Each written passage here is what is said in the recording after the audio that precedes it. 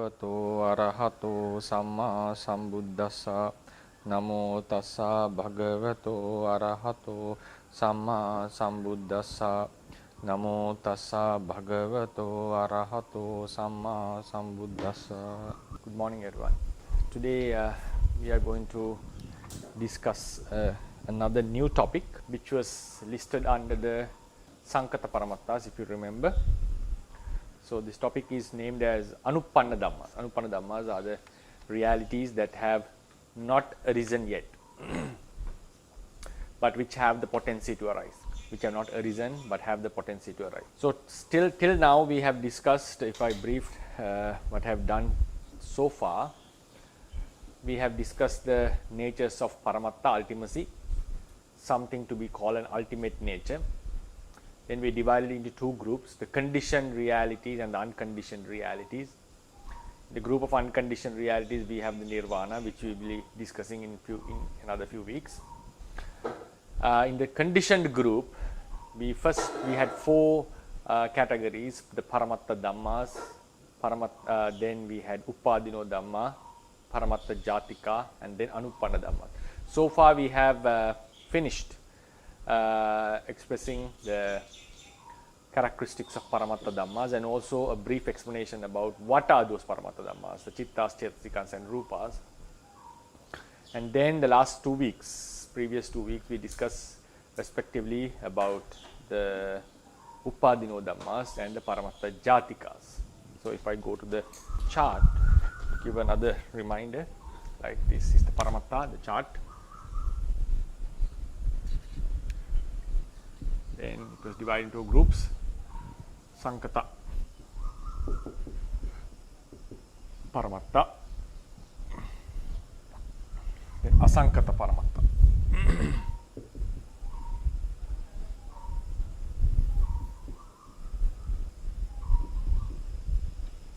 Then this was put into four categories: Paramatta Dhamma,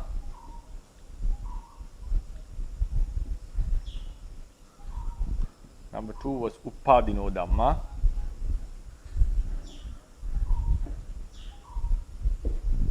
then Paramatta Jatika, finally Anuppanna Dhamma. Right, so we told that these are certain stages of some Paramatta Dhammas. Paramatta Dhammas, we had 3 groups: Chitta, the consciousness; Cetasika, mental factors; and Rupa. Then Asankhata Paramattas are 5-fold, which we'll be discussing in future.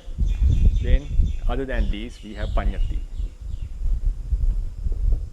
There are a list of few natures in between, which we'll be also discussing in recent future. So till now we have discussed about the natures of Paramatta. Then we discussed about the natures of Sankhata and Asankhata. Sankhata Paramatta are the realities that need the support of another reality for their existence. Asankhata Paramattas do not need such a support.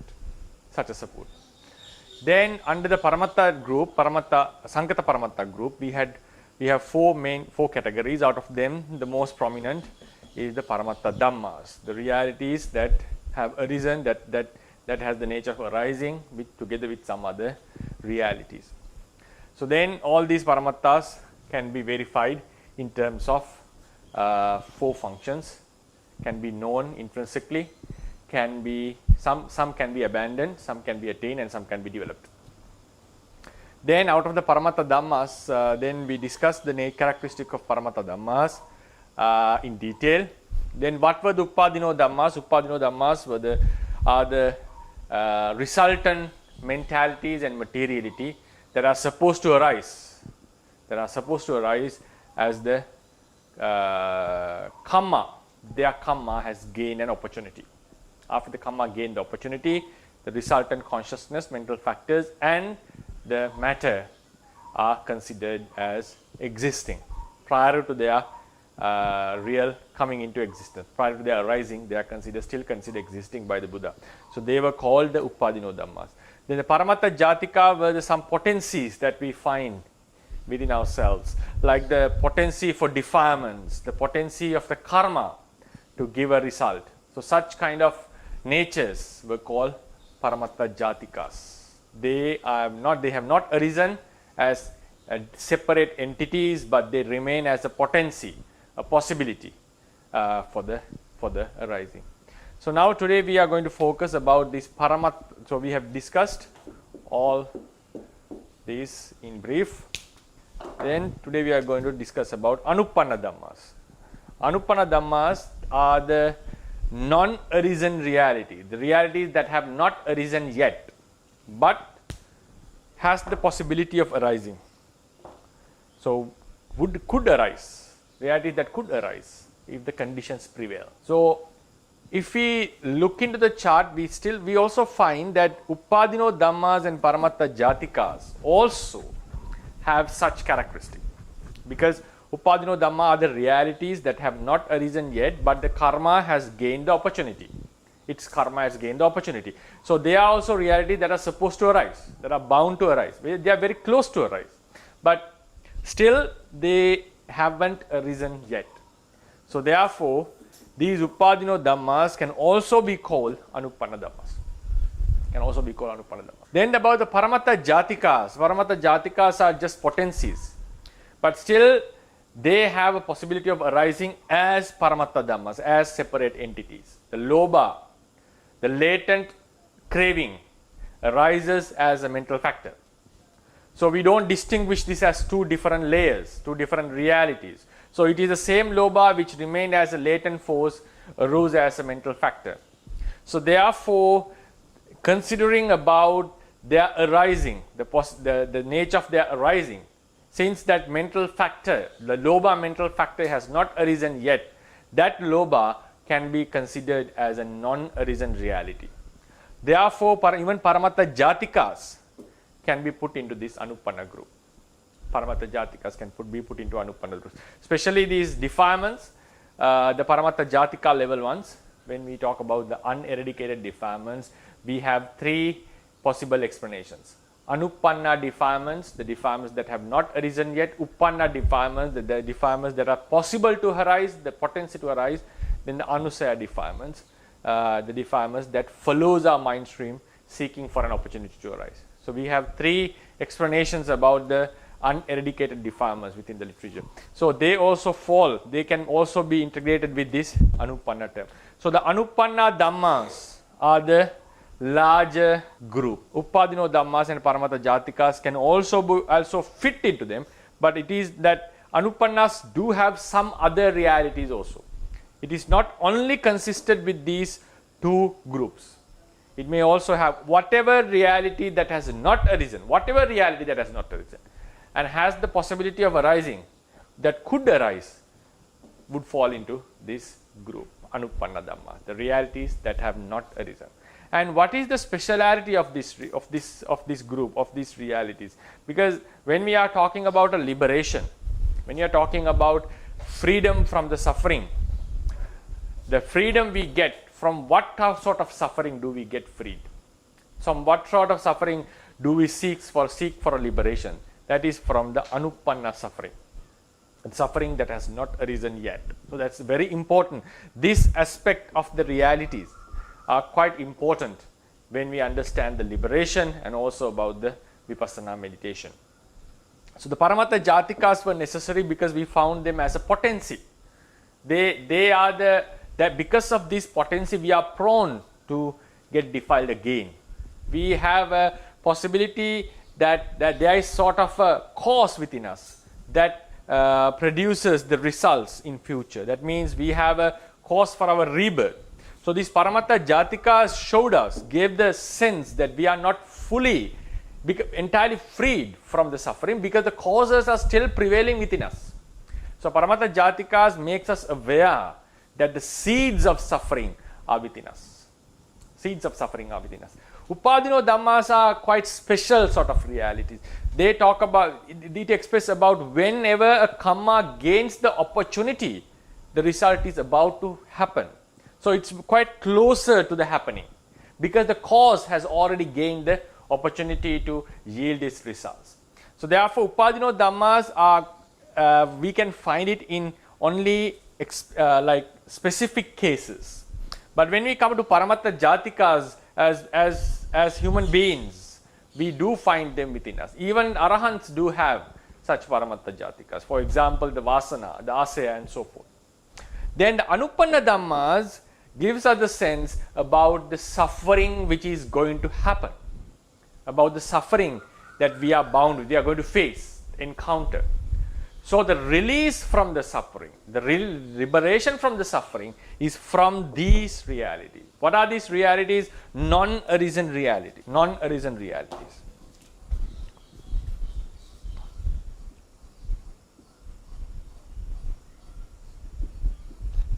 Non-arisen. Realities that have not arisen yet, but could arise, that are possible to happen. Why is that? Because the causes prevail within them. What are these causes? Causes are found in this manner normally.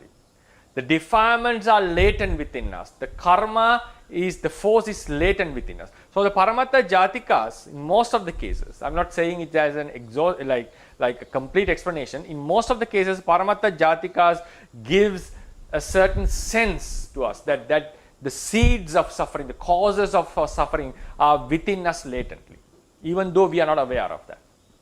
Then the Anupanna Dhammas gives us the sense that we are bound to experience lots of suffering if the causes still remains within us. So it's another kind of that we can look into our life. Now Paramattha Dhammas are the things that we experience in our life, and then the Paramattha Jatikas are the causes for the continuation of our suffering. I'm not saying that all Paramattha Jatikas are causes. The causes of our suffering are categorized under Paramattha Jatikas.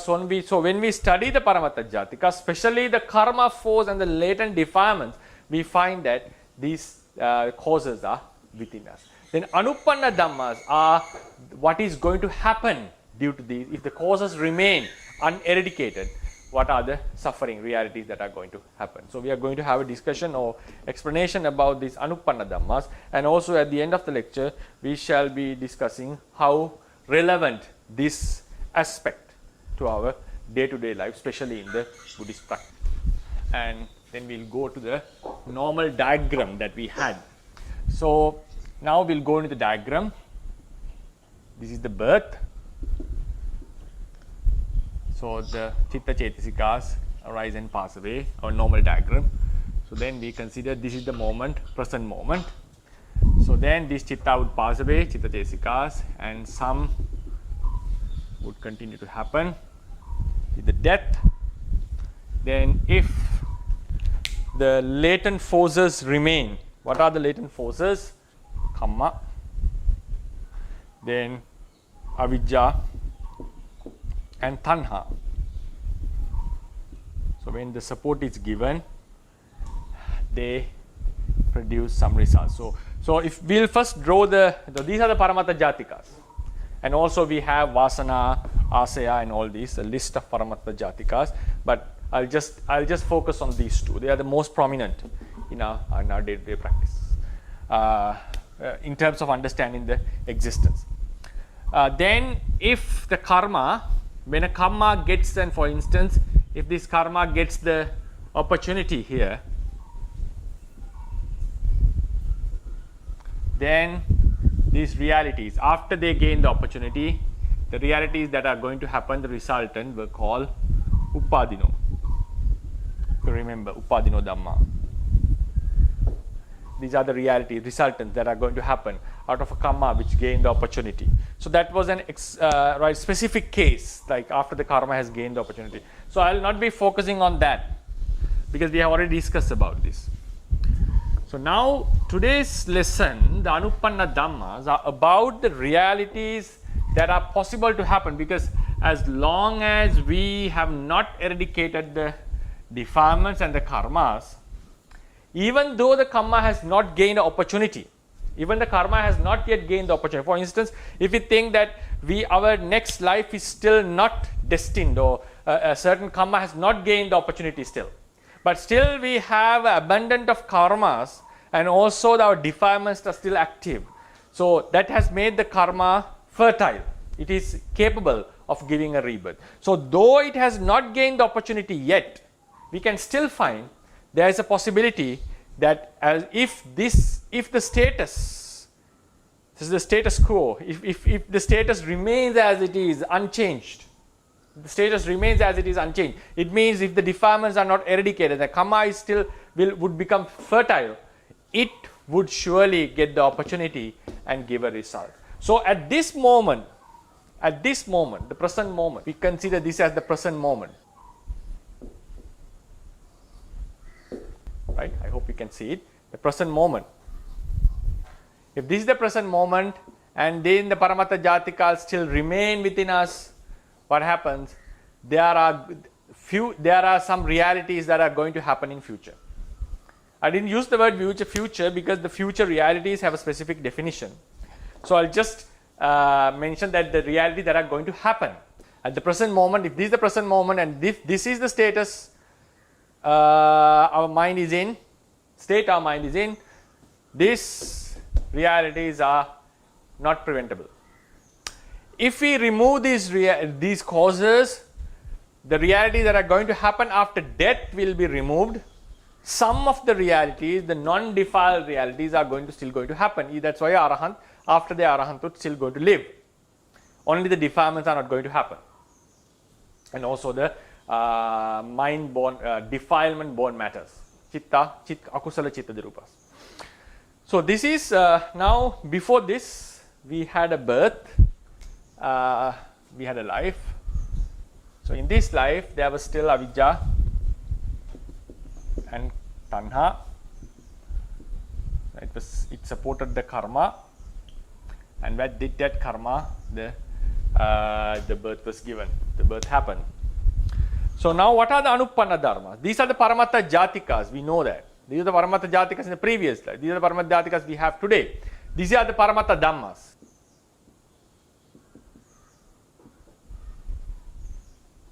These are the Paramattha Dhammas. Then these are the Paramattha Jatikas.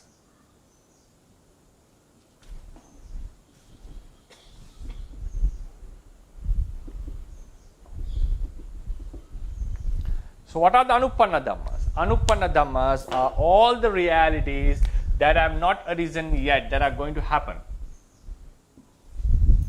Whatever. Maybe it's made out of karma, born out of karma, or whatever reason that is going to happen in future. These are called Anupanna Dhammas. All are going to be called Anupanna Dhammas. This reality we don't call it Anupanna Dhamma because though it has something like it will pass away in future, but it has already arisen. So we should not call it Anupanna Dhamma. The reality that have arisen, passed away, nothing to say about it. These are the realities that are going to happen. How? If the causes prevail.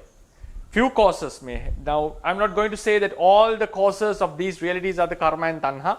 There are various causes. If you look into the handout, I have given an exhaustive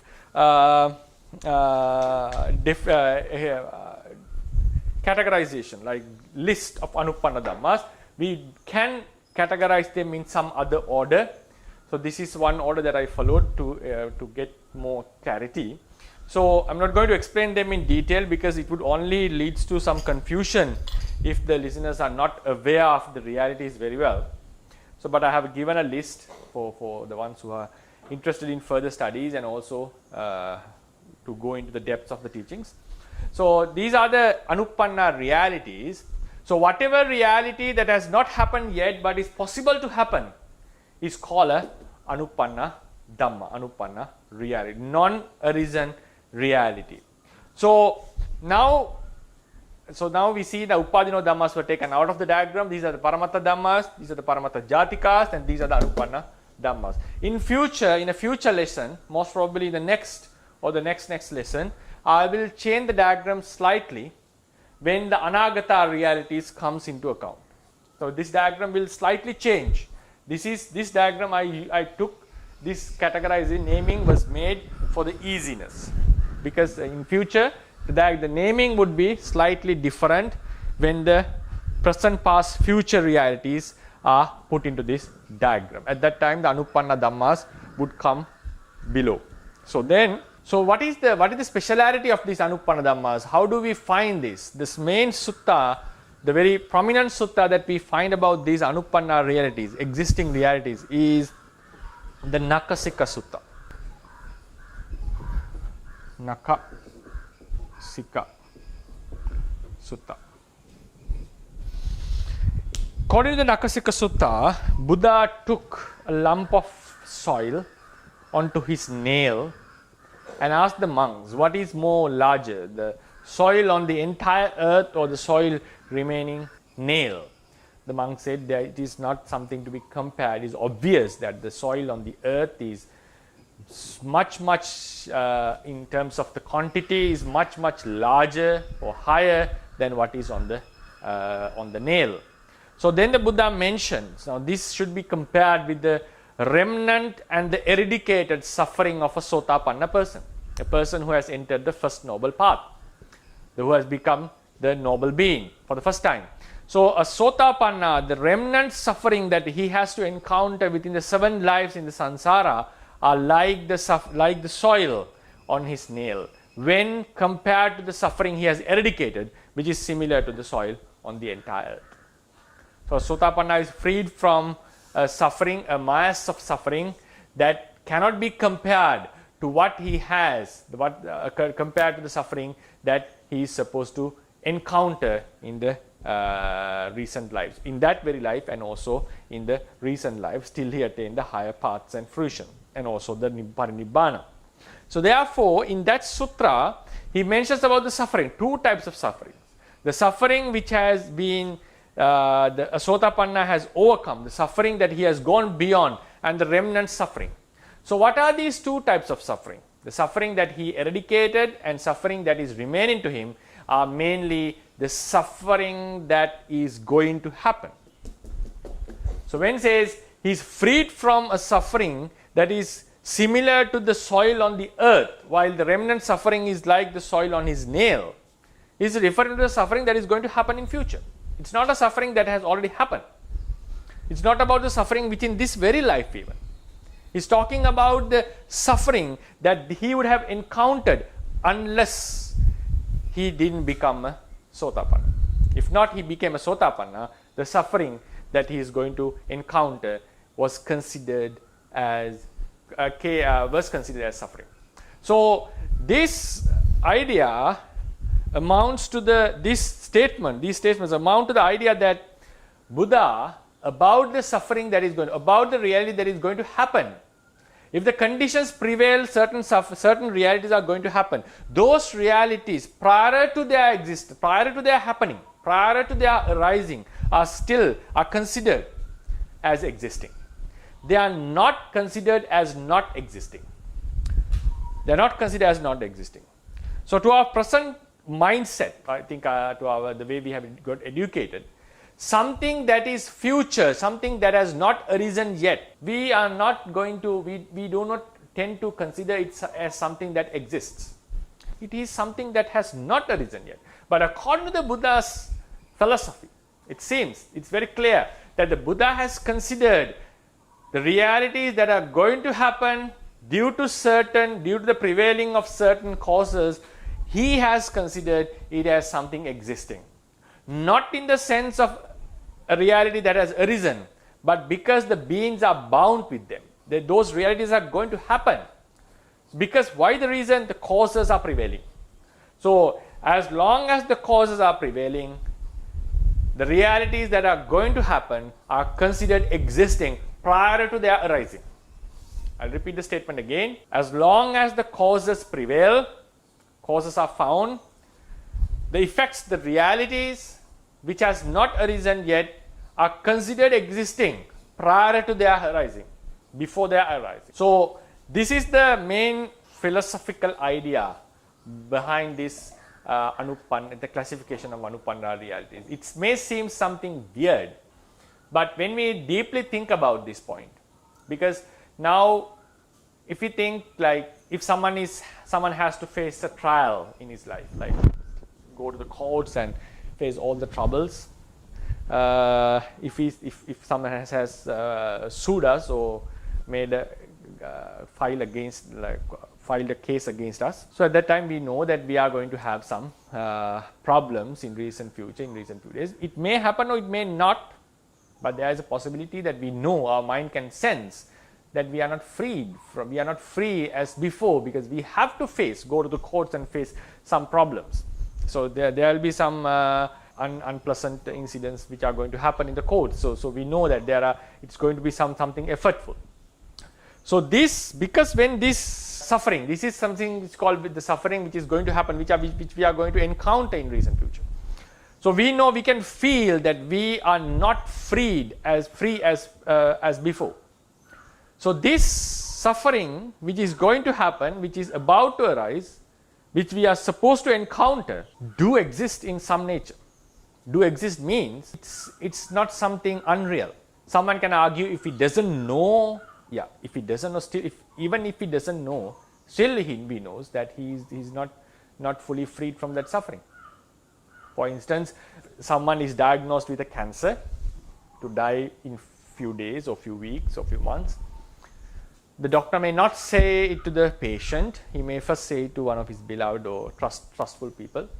So now after a few days or when he's close to the death, maybe they will tell him, or sometimes they may not tell him. So he or she is not aware about her recent death, which is going to happen, about to happen. But so she or he may be okay about it, but the others do know that she is not freed from the suffering, and suffering is going to befall upon him or her very quickly. So being aware or not doesn't amount to the idea that he is freed from the suffering, as long as that suffering is actually going to happen. So that is why even sometimes we do not consider about the deaths and the aging and the diseases that we would face in future births. A person like Buddha, who can see the phenomenon, who has understood the phenomenon, knows that we are not freed from the entire cycle of suffering. So that's why he urged us to practice and get liberated fully.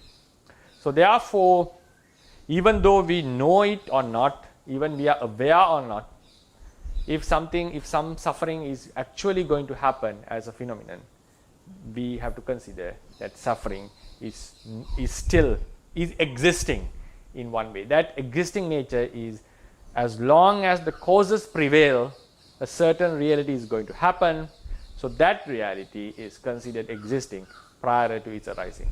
So this is the main idea about the Anupanna Dhammas. We can have various categories about these Anupanna Dhammas, which I'm not going to discuss because it may lead for some confusion only. We can list them. And also the defilements that are going to happen. If these are not eradicated, some defilements would happen. These defilements are also considered non-arisen. The resultants, the births because of karma, are considered not arisen. So in the Vipassana meditation, before we come to the Vipassana meditation, we'll find out something very practical about these Anupanna realities. Avijja and Tanha, karma.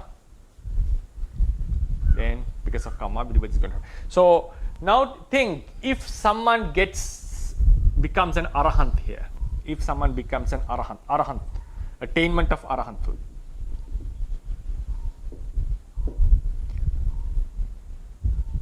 Arahanthood, talking about the Magga and Phala. If at this moment, if someone attains the arahanthood, what happens is, that moment, his avijja and tanha would be fully removed, and karma loses its ability to give a rebirth. So at that very moment, we do get liberated. From what? From what do we get liberated? Because at that moment, a very pure consciousness arises and eradicate the latent defilements. At that time, the mind is not occupied with defilements, but it removes the latent potencies for the akusala. Together with that removal, and also the making the karma infertile, what happens? We become freed from all the suffering that we were supposed to encounter if this was not removed. If this was not removed, there was lots of suffering that was going to happen. We become freed from all those sufferings. So the liberation means not about something which has arisen. Liberation is not from something which has arisen. It is from something which has not arisen yet.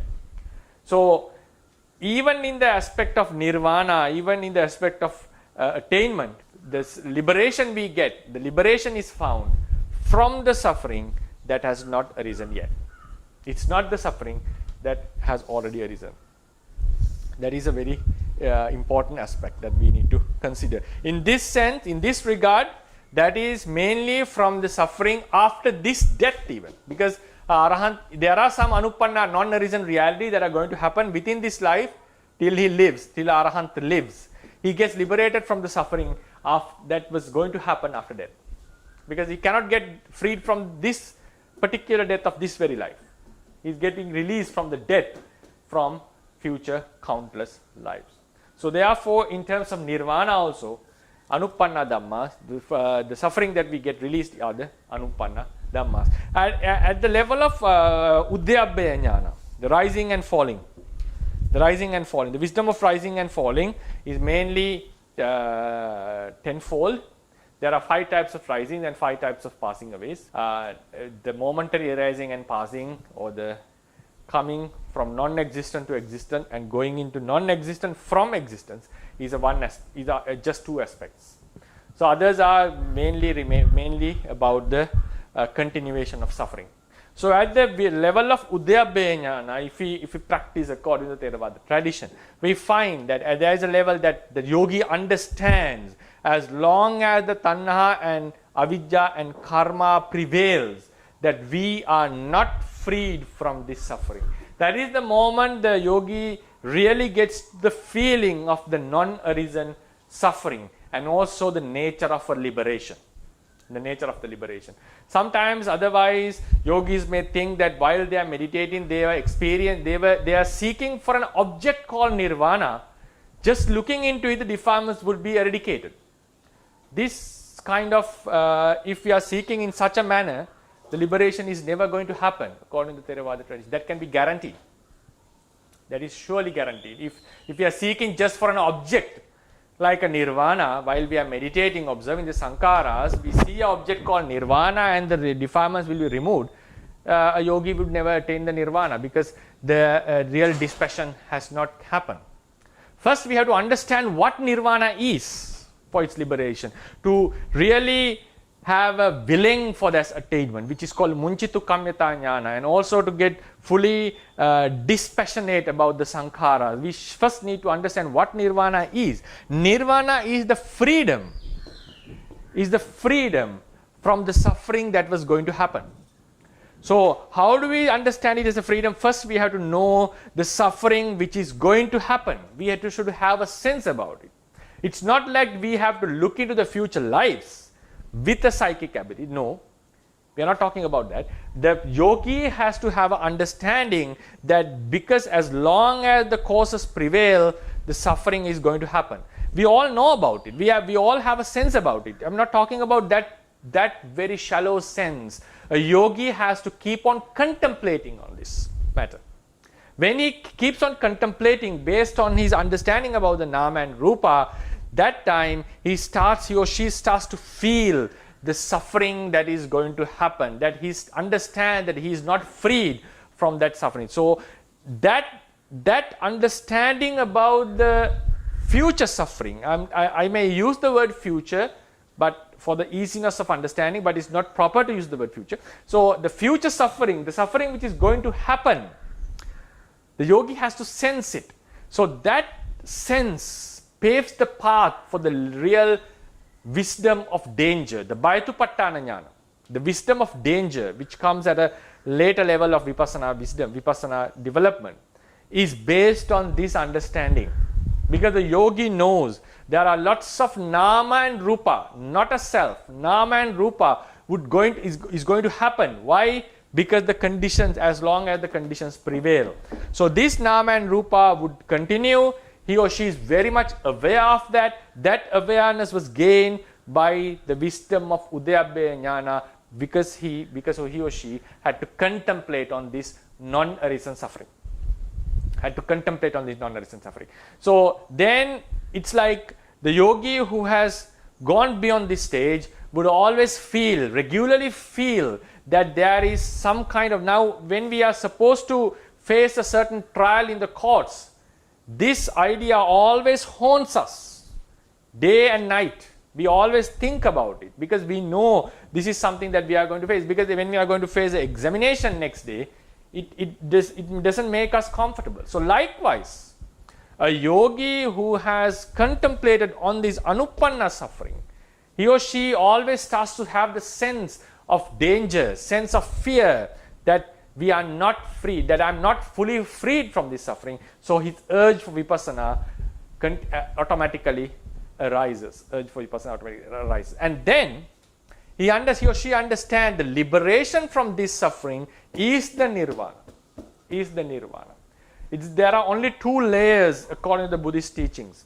The layer means the continuation of nama and rupa, and the state which is freed from that nama and rupa.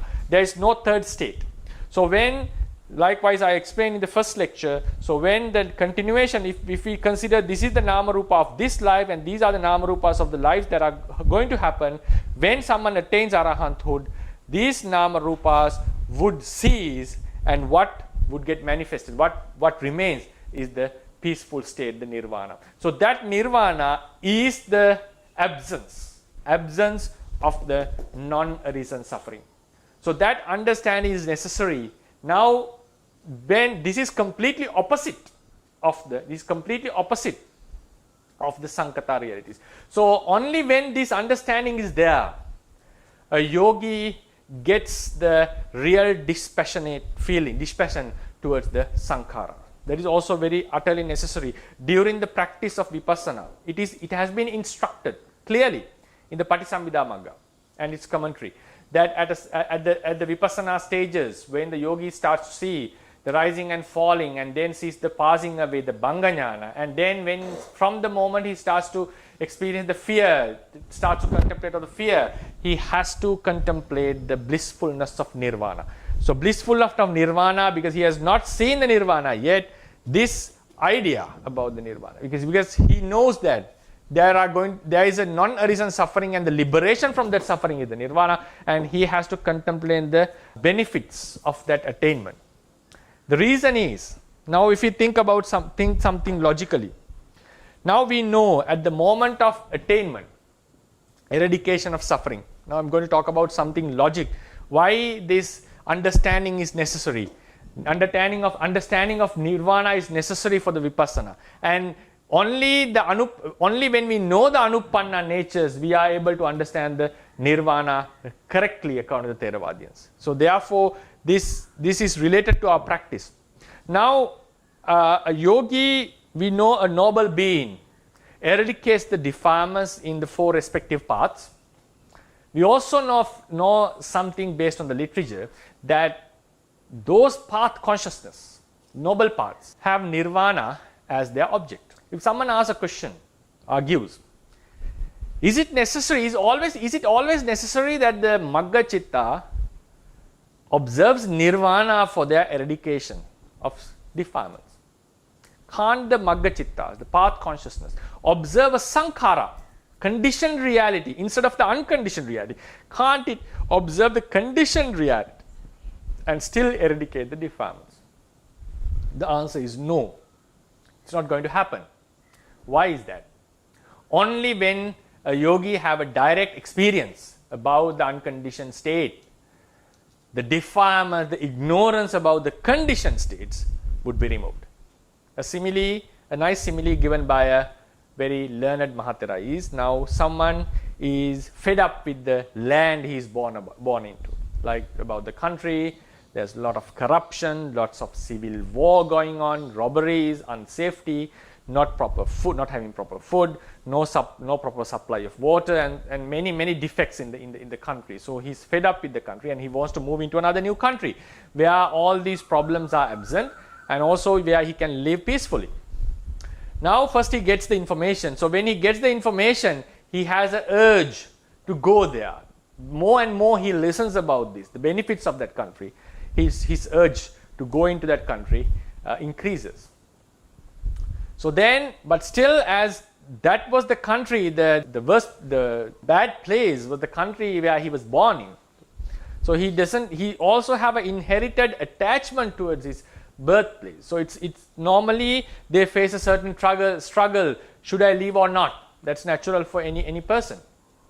So, but when he goes to the, I would call the paradise or the proper place and observes that there are no such defects in that land and that is freed from all those deficiencies, then when he observes directly that this place is free from such adversities, that is the moment he decides, no, I will surely stay here, it's better not to go back. So that with that direct experience, he gives up the attachment towards his birthplace. And also during his, before his departure, so when he had the urge, to gain the urge for the departing, so he had to contemplate, he had to listen to the benefits of that new, the country which he is going to reach. So likewise, that's why if we bring this analogy into the samsara and the nirvana, the vipassana practice, this conditioned reality, the mind matter and the mental factors have been our motherland. We have been born there. We have been living there for countless years, countless eons. So there is a strong attachment to this existence. It's not very easy to remove this. So we start to, because of when we study the Buddha's teaching, we start to see the defects of this nama and rupa, and we understand that it is not safe to be with them. But still there is inherited liking towards this nama and rupa. And then Buddha preaches that there is such a state which is called nirvana, which is freed from such sufferings. Then we keep on listening to these discourses, urge comes into within us. And then we start to directly see the defect, the impermanent suffering and non-self nature of these nama and rupa. At the same time, we understand not just by listening, with the experience of the nama and rupa, he gets a more clear sense about what nirvana is. This clear sense of nirvana is not just knowledge. This is an understanding based on the direct experience about the nama and rupa. Because at this level, at the second stage of vipassana, he knows the cause and effect phenomenon, how the past and present and future lives happen. Because when we want to know the cause and effect, it's not only necessary now, for instance, a sound comes and the ear consciousness arises. This is the one part of cause and effect. But in the second stage, it's a must that the yogi understands how karma creates the new life. It should be a very correct, clear understanding. So how karma creates a new life, that is the second type of causal effect. So when he crosses the second stage of vipassana, he is aware how this continuation happens after death. So therefore, based on these direct experiences that he has gained with the vipassana, at a certain stage called Udayabbe Jnana, he understands the non-arisen reality, the suffering that he is bound with, and also the liberation from that suffering. It's not just listening to it's like listening to a discourse. This understanding is based on the yogi's direct understanding. So that with that clarity, he starts to see the defects of sankhara and also the benefits of nirvana. More he understands the benefits or the blissfulness, peace in nirvana, more he sees the suffering of nama and rupa. Only observing the suffering of nama and rupa is not necessary, is not sufficient for the eradication of defilement. That also is the same philosophy or the same idea behind the Magga Chitta needing the support of nirvana, as taking it as a direct object to eradicate the defilement. The same phenomena has been adapted by the Theravadians in the Patisambhida Magga and also its commentary, that a yogi is supposed to is supposed to contemplate the benefits of nirvana with much clarity, starting from the Bhayatupattana Jnana as one level of vipassana wisdom. So therefore, the understanding of anupanna realities.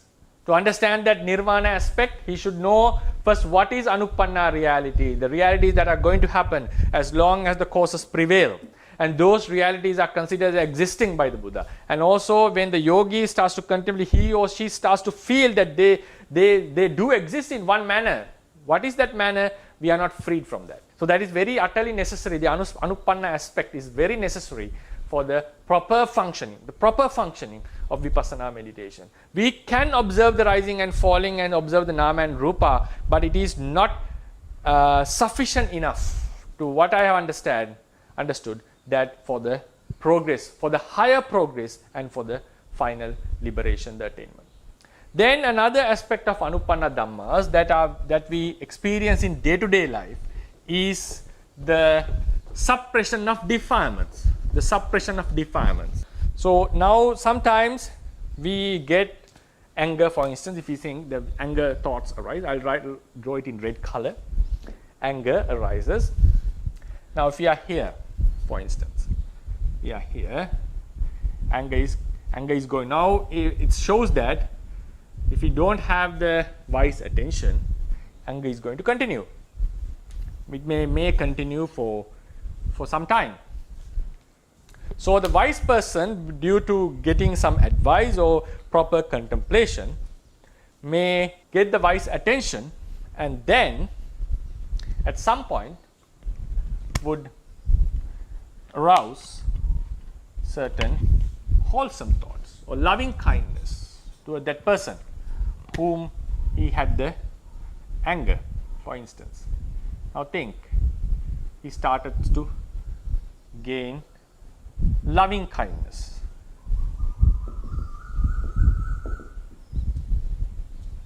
This is anger.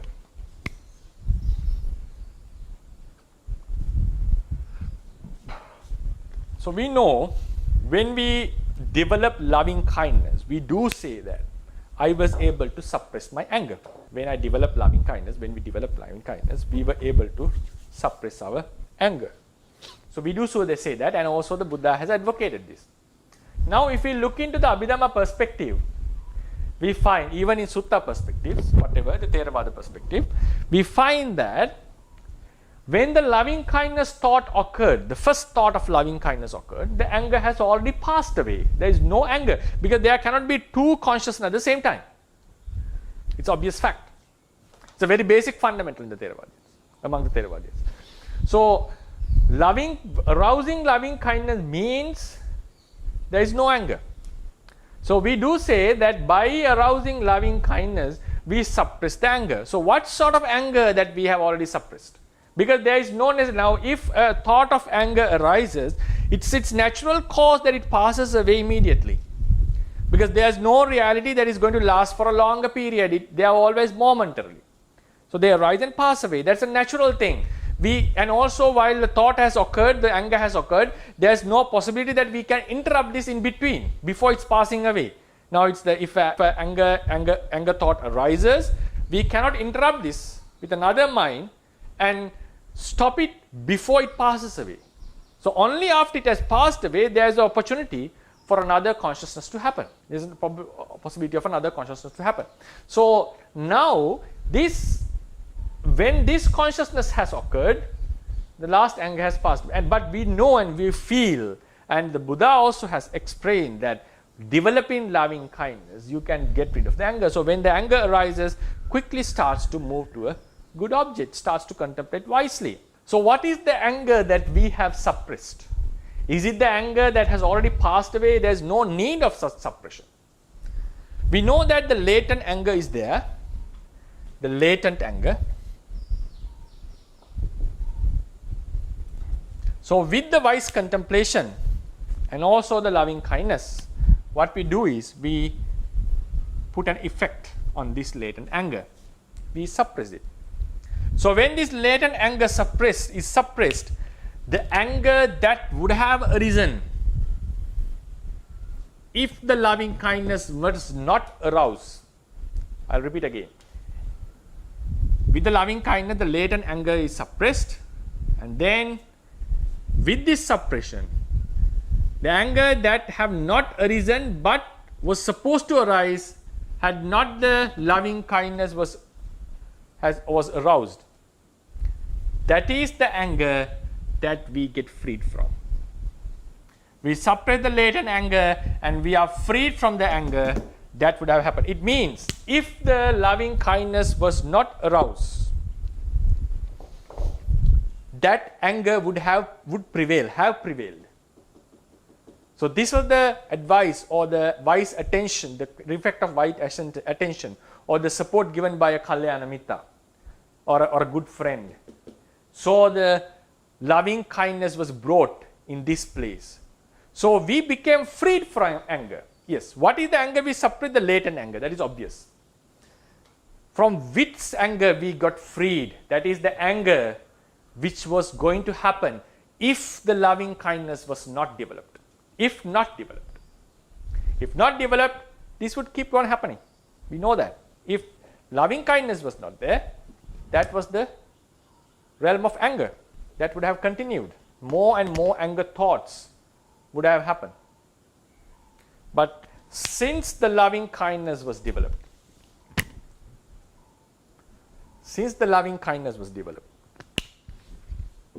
the anger, because at this moment, if you focus on this moment, that anger has not arisen. It's not that we get rid of the anger that has arisen. The anger that has not arisen was supposed to happen. When this anger occurred, we become freed from those anger, and this latent anger is suppressed as a result. As a result, we become freed from this. So therefore, even in day-to-day life, when we suppress our defilements, maybe the fear, anger or attachment, whatever it is. Another nice example, someone is walking in night towards some place, and a pole in the night time, the pole got manifested as a demon from far away.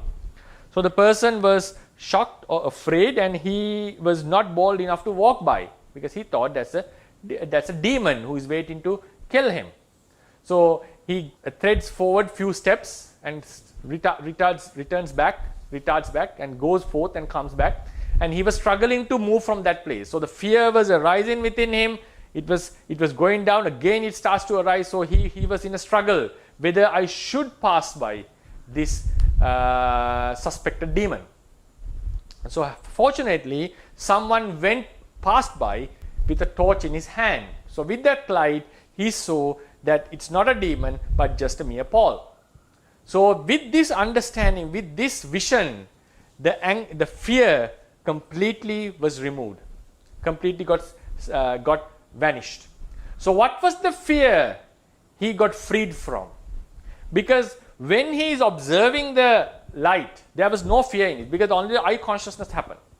So the fear which constantly threatened him or frightened him was a momentary thing. It arises, passes away. Again a fear arises, passes away. It happens in generation.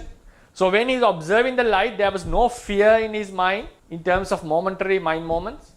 So with the understanding what happens, the fear is not going to happen again. So he got freed from the fear that would have arisen if the person had not walked by with a torch. So therefore, the liberation explained in the Buddhist teachings is always related to these non-arisen realities, anuppanna realities. We cannot get liberated from a suffering that has already happened. Happen means occurred, have arisen. For instance, another example, we have a sickness. So our body is suffering with pain. So pain is momentarily. So it is momentary, it arises, passes away, arises and passes away. We know that it may remain for few months or few weeks or few days. It may torture us. But now the doctor predicts that if you don't take the medicine, you are going to suffer for few weeks. So taking the advice, I took my pills, took the medicine. So what happens? when the medicine started to get activated within my body, it starts to show its effects. So pain has arisen, and still now the pain was momentary, it kept on arising and passing, but it kept on in a generation, and that generation is predicted to continue for 1 week if the medicine is not taken. So when the medicine was taken, the causes were removed, I got released from the pain. From which pain I got released? Is it the last pain which before the medicine showed its effect, the last pain arose and passed away? Did I got released from that medicine because then the medicine showed its effect? No. I do not need to get released from that because that pain I already experienced. A suffering that has already been experienced, we cannot get rid of the suffering. That is a suffering that vanished having experienced. So it's not a liberation. It's the nature of the world that something we experience naturally passes away. So it passed away. Now the medicine effects, pain is not going to happen anymore. So we got liberated. We know that we got liberated. From which suffering did we get liberated? That is the suffering which was going to happen unless the medicine was. So therefore, the aspect of Anupanna Dhammas are very prominent, important in the Buddhist teachings, understanding the Buddhist teachings correctly. And also we understand it's very relevant to our practice, and also it gives us widens our scope about our day-to-day practice, and also about the vipassana practice, and especially understanding the nirvana. So this will be the lecture. So by attaining certain, I think I have covered almost everything which was written in the handout.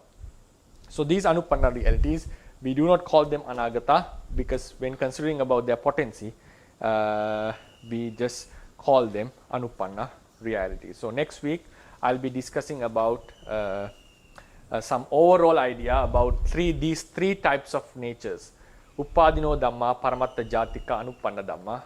Because these for most of the listeners, they may be new terminology. So I'll be discussing some characteristics shared by all these three types of realities, and also have some explanation about the future realities, how the future realities fit into this category. So the diagram may slightly change, and then after that we can move on to the unconditioned realities and go to the next other topics in this lesson. So I would conclude the lecture. Sadhu, sadhu, sadhu. Thank you so much, Bhante.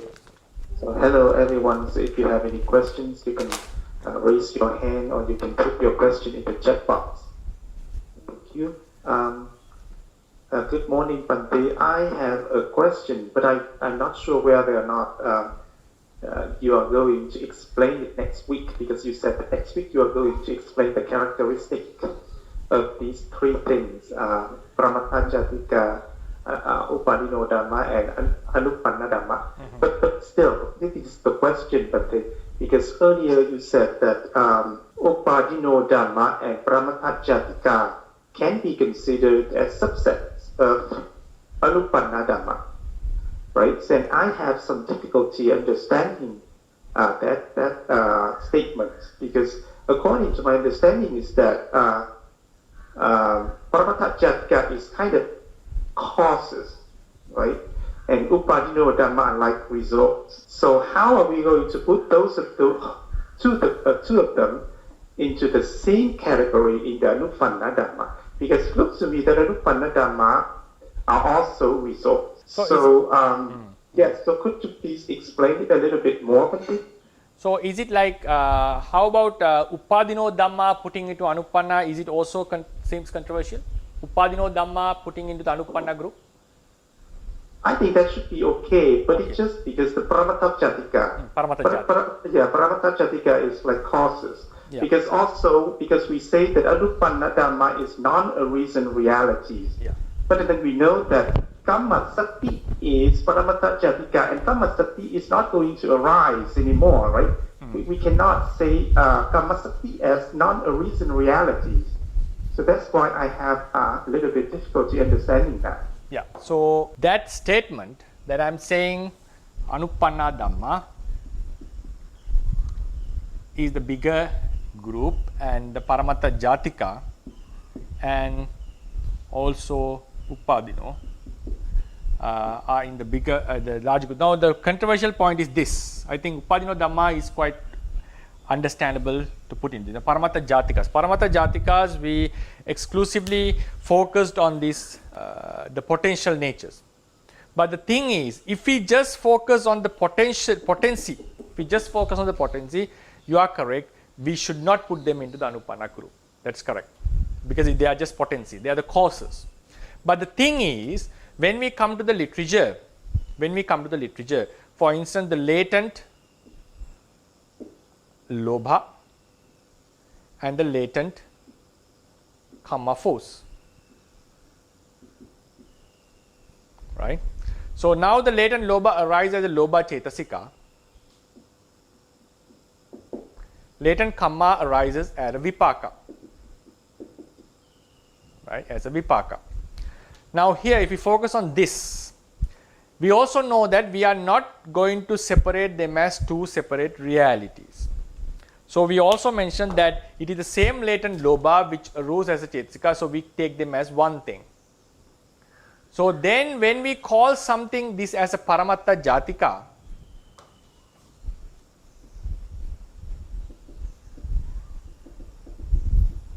in our lessons we just focused on this aspect. But the non-arisen, I am not talking about the lobha which has in the Paramattha Dhamma sense, the non-arisen lobha.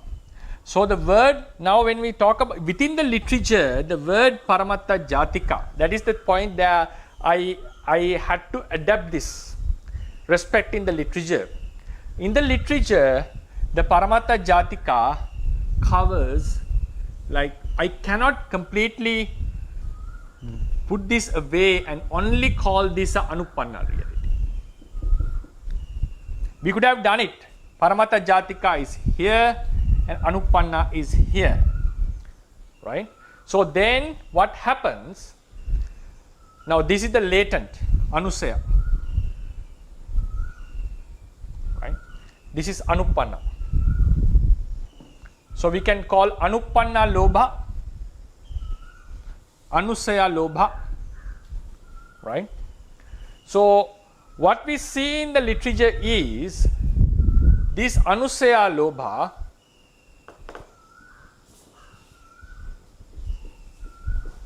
and the Anupanna Lobha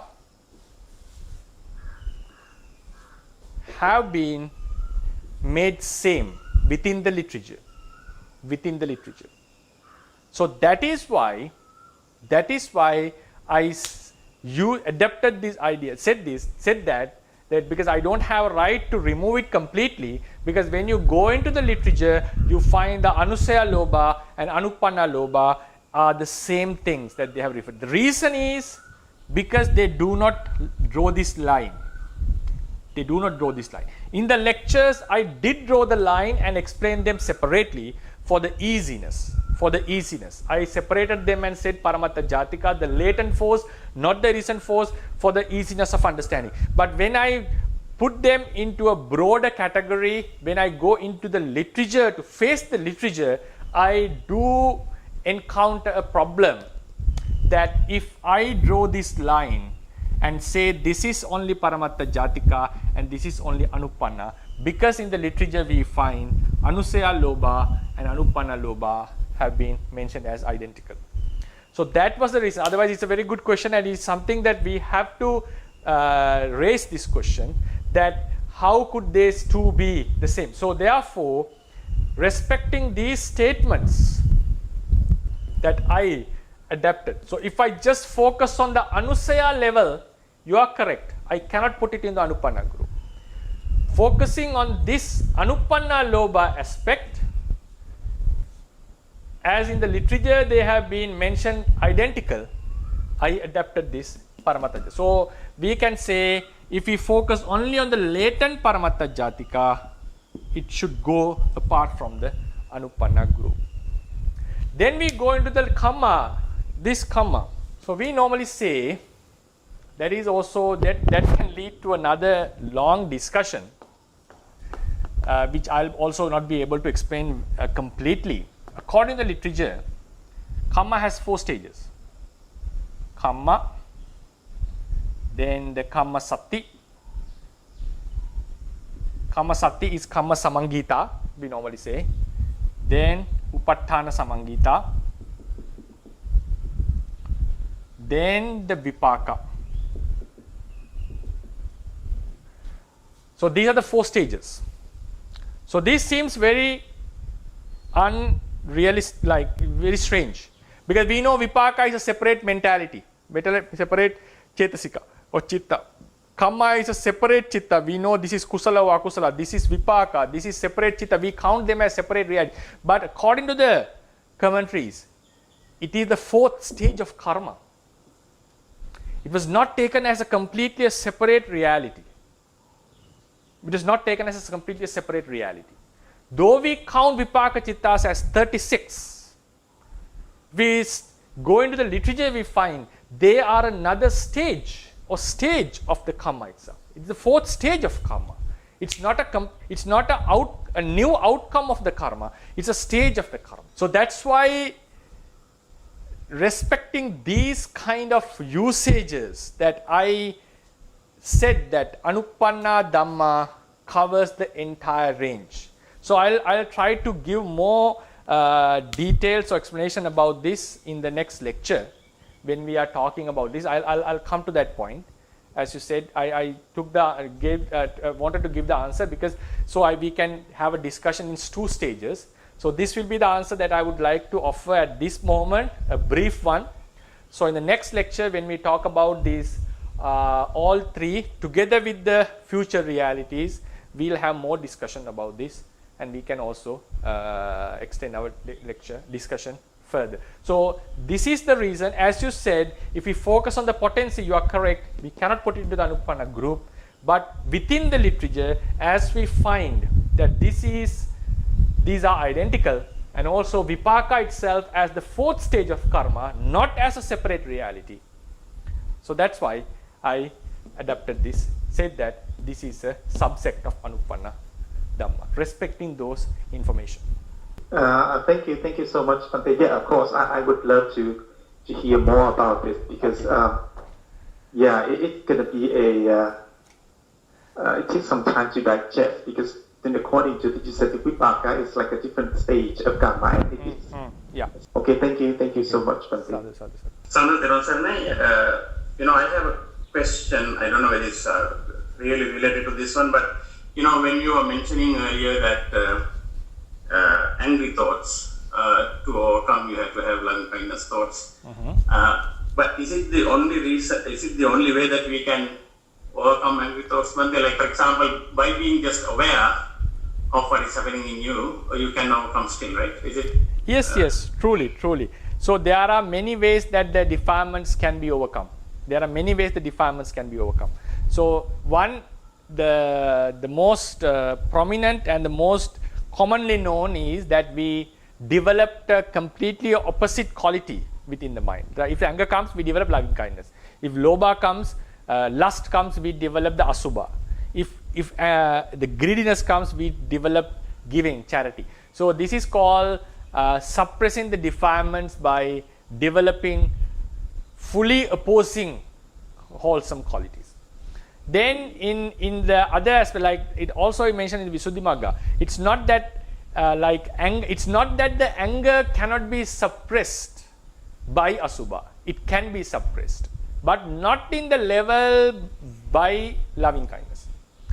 So at the same time, lust is mostly suppressed by the asubha bhavana, but it is not that the loving kindness, not that the lust cannot be suppressed by loving kindness. It can be suppressed. So there is no kusala that does not suppress any unwholesome quality. So it's not necessarily that it's always loving kindness for anger. And then, as you said, when you are aware of the anger, it also naturally passes away because then the wisdom is arose. So we are developing wisdom. We know that this anger, and behind this understanding, there is the understanding that this is not a useful or helpful state. So that understanding surely suppresses defilements. And then we go into the Vitakka Santhana Sutta in Majjhima Nikaya. Buddha has mentioned in some cases, if the defilements does not go away, go and do something else. Just change the object. For example, a monk, if the lust or some unwholesome thoughts are disturbing while meditation, he is supposed to stop the meditation and go do some sweeping of the monastery, or do some sewing of a robe. For a layperson, he or she can start to cook, or start to do some sewing, or start some other work, start to read a book. So with that aspect also, the defilements can be suppressed. This is advice given by the Buddha itself in Visakha Santana. And if it cannot be suppressed even in that manner, he mentioned that make an effort on your body, like press your tongue above the palatal and then press it and determine that I would not let this defilement to overcome me. Like we give a complete attention to our body and make a effortful determination that I would not let this happen. So all these ways the defilements can be suppressed. It's not only the loving kindness. Yes. But thank you. And one other thing. Now, this Anupanna Dhamma, the composition of that can change, right? I mean, because it changes with what you do now and in the future as well. So, how come Buddha knew the what you call the the future lives? I mean, he could predict someone's future life. How can it be done when these things are changing every time at the present moment also? Anupanna Dhamma, when it arises as a reality, it becomes a Paramatta Dhamma. The composition may change, as you said. It's perfectly correct. The composition may change. Today, for example, if I keep on continuing in this level, I would end up in this level. But if I change my practice, I may end up in a higher level. If I reduce my practice, I may end up in a lower level. Buddha has already mentioned this in many places. If the Mahadana Setti, the rich merchant, had he practiced, he would have been Arahant. Had he used his time to invest money into his companies, into his made investments, he would have end up being a rich merchant. But now he is a beggar, and he would surely end up in the hells, he mentioned. So likewise, the Anupanna Dhamma, the compositions surely do change. And then you brought a very like a very, I would call a sensitive, at the same time profound topic: how to know into the future. If the Anupanna Dhammas are the possibilities, the probabilities, and the future reality. Now today Anupanna would have been this, but later, because of some conditions, it would have occurred in another way. So in such a scenario, how could the Buddha see the future? So personally, if the Buddha can see everything as it is going to happen in every future lives, like regardless of any time limitation, if he could see, everything would become determined, and there is nothing for us to do. So then the Buddhism falls into determinism. So what I understand is now, and also according to the literature, there are certain instances where the Buddha had predicted about the future.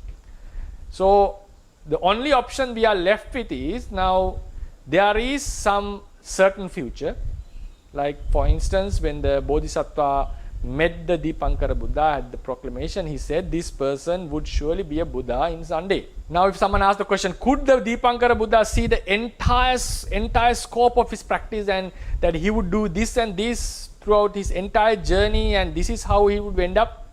I personally think cannot. If he could, it's like everything is determined already. So what he saw was this seed, the potency that he has developed already. Surely he would end up being a Buddha, but I'm not sure whether the Dipankara Buddha could say everything in between this. So likewise, in some occasions, the Gautama Buddha has mentioned this Korakattiya is going to die in 7 days, and he will be born there, because he knew the Upadino Dhammas, the Kamma has made the opportunity, gained the opportunity, now it's unpreventable. So he's going to die within 7 days. So when he saw that certainty, he mentions, yes, this person is going to die within 7 days. No one can stop it. When Jasodhara's father obstructed the Buddha's path, journey, he mentioned this person is going to die within 7 days, end up in the hells. Because he knew that karma, the gravity of that karma, it had gained the opportunity obstructing a Buddha, and no one, even the Buddha himself, cannot help him to prevent it. So he'll surely end up in the hells. So likewise, only when the future is fixed, because of the fixed causes, strongly fixed causes, a person like Buddha would predict that this is going to happen. In other cases, what we see when we read the discourses, what we have said is, if you practice properly, you will end up in a good goal destination. If you do not practice, you will end up in a bad destination. So it happens that if the future, if the conditions are not very strongly fixed, future is not fixed, it's fragile. So Buddha knows anything is possible. So, but he would know that what is more probable. So there is a 60% probability that he would end up being a Sotapanna or Sakadagami, but there is a 20% that he may end up in a Sotapanna, and there is a very less than 5%, still he could end up in a Putujana. So in such a cases, he knows that all the probabilities. So then he would advise, he would try to urge this person to keep on practicing. So likewise, I personally think when looking into the future, if the future is fixed, because the causes are very much fixed, he would predict. In other cases, he would say, all these are possible. If he practices in this manner, he would end up here. If he practices in this manner, he would end up here. He is able to see his practices. So that is one of his wisdoms, that he could predict where a being would end based on the intensity of his practice. To conclude the answer, now before the Dipankara Buddha, there were some Buddhas according to our literature, like there were countless Buddhas, but within that same eon, Tanhankara, Medankara and Saranankara, three Buddhas were there. And there are some stories that our Bodhisattva met them. There are some stories, but I'm not sure how to guarantee the authenticity. So if they have met them, they would also have seen that this is a very special person who has been practicing to become a Buddha for a longer period, because no one, Buddha would never give a professor to a certain being who who just appears from nowhere. He had to have developed practice for the Buddhahood for a longer period. So those previous Buddhas, even though he met them, they knew that there's a very high probability that they would get a prophecy, he would be prophesied by a very recent Buddha, but still there was maybe a 10% or 5%, maybe even a 1% of a possibility that he may get out. So I personally think only when it is surely 100% fixed, a Buddha would predict that this would happen, this and this would happen. So that is how I would explain looking into the future, but this is one of my personal opinions, and I'm not in a hasty to confirm that. So this is how I would explain, not falling into the determinism, and also not falling into entire randomism. So that is how would I explain. Okay, Bhante. I think basically, the current trends. I mean, he may be analyzing how strong he is currently, and and then probably he has some kind of a vision to see what's happening in the future. Right? Yeah. Okay. Thank you, Bhante. I also have one question, but I'm sure that you are going to talk about this when we go to the Asankata Dhammas. But because earlier you said that during the course of practice of Vipassana meditation, the yogi has to contemplate on the benefits of the Nibbana. And if I remember correctly, then you said something like, that is the absence of suffering. That is the what that he has to contemplate on.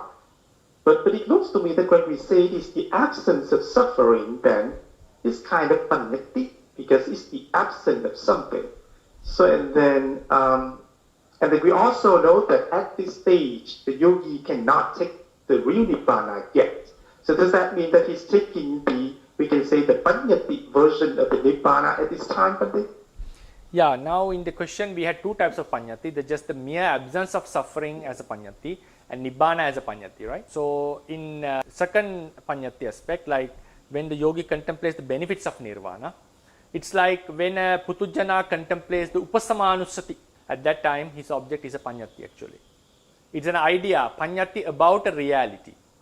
So Venerable Lady Sayadaw says such panyatis are also very blissful and they are very beneficial. So at that level, as you said, putujjana trying to become a sotapanna would contemplate the benefits of nirvana, taking nirvana as a panyati. But when a sotapanna practicing to be a sakadagami, he could contemplate the benefits of nirvana as a direct object because he has already seen the nirvana.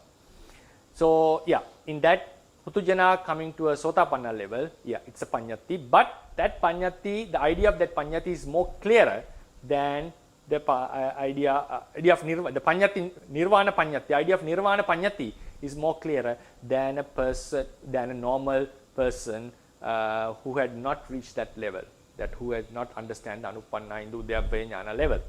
Then the next aspect, like absence of suffering as a panyati. Yes, that I will be discussing in the Asankata chapter, because when we are talking about the absence, the nirvana, there are few ways that we have to explain nirvana. Nirvana as a completely separate state from suffering, and also the non-arising or the absence of suffering. And then when we talk about the absence of suffering, we have two aspects, the mere panyati absence and the nirvana, which is the absence of suffering. There are two aspects.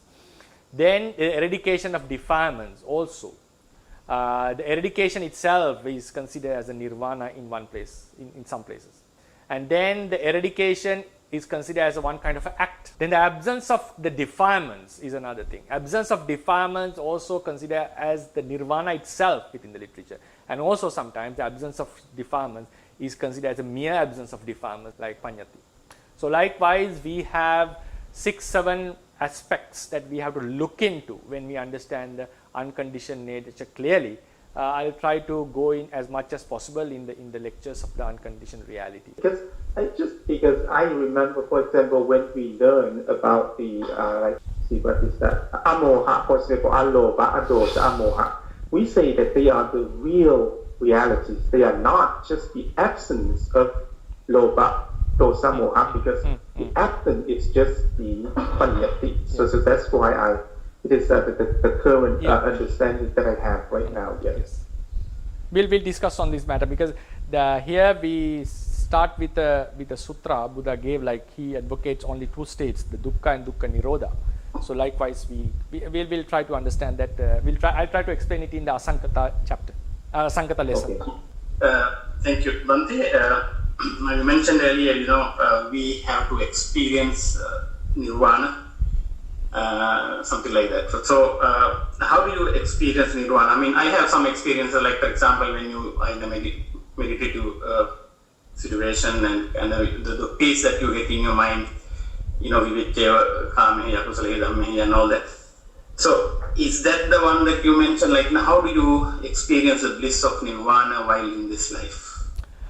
At least momentarily. It's like this. We have 5 types of nirvana according to our literature. So getting rid of some defilements momentarily during our practice is also one kind of a nirvana. We either put it into tadanga nirvana or vishkamana nirvana. So we do understand it as a peace or an unconditioned state. So that the nirvana I was talking here was the nissarana and samucceda nirvana, by attaining which the defilements would not come again. For instance, if by attaining sotapannahood, the sakkaya ditthi is completely removed, that skeptical doubt is removed, they are not going to come again in the entire samsara, as long as he remains in the samsara. So how do we experience the nirvana? That I can only give some theoretical explanations on that. It's like the basic necessity to understand the nirvana is that understanding the anupanna dhammas. So nirvana can be experienced in few ways by different yogis. One is the absence of the suffering that is going to happen.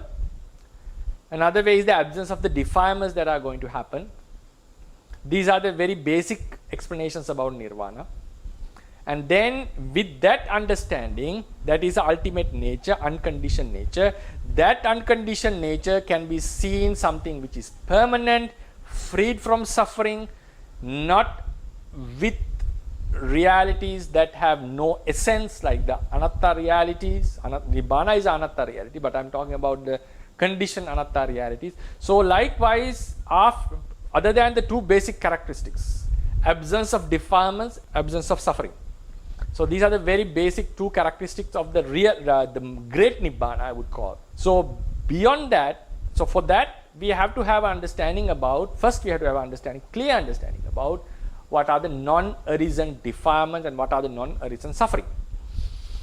Then as secondary trait, one may understand Nirvana as a permanent thing, Nirvana as something unmixed with suffering, and Nirvana as something not with non-self conditioned realities.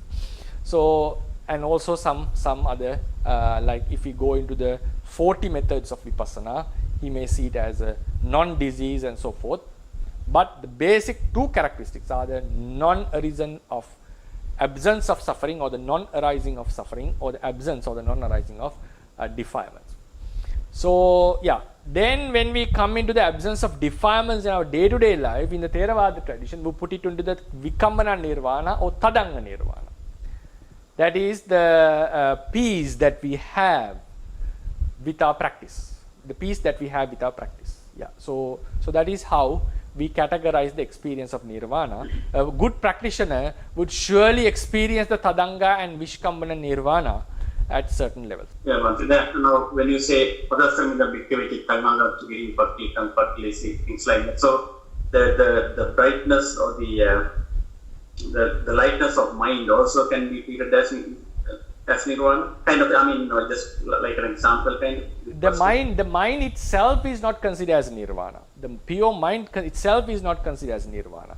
The freedom, because of the pure mind, the freedom or the tranquil state which it is in is called the Nirvana. I'll explain this in the Asankata lesson. I'll distinguish what is the Chitta, what is the pure Chitta, and what is the Tadanga Nirvana, and so forth. I'll come into that explanation detailing. Wish you all the best, and may this merit help through prolongation of the Buddha's teaching for a longer period. Buddha Sasanang Chirantittatu, Buddha Sasanang Chirantittatu, Buddha Sasanang Chirantittatu, Sadhu, Sadhu, Sadhu.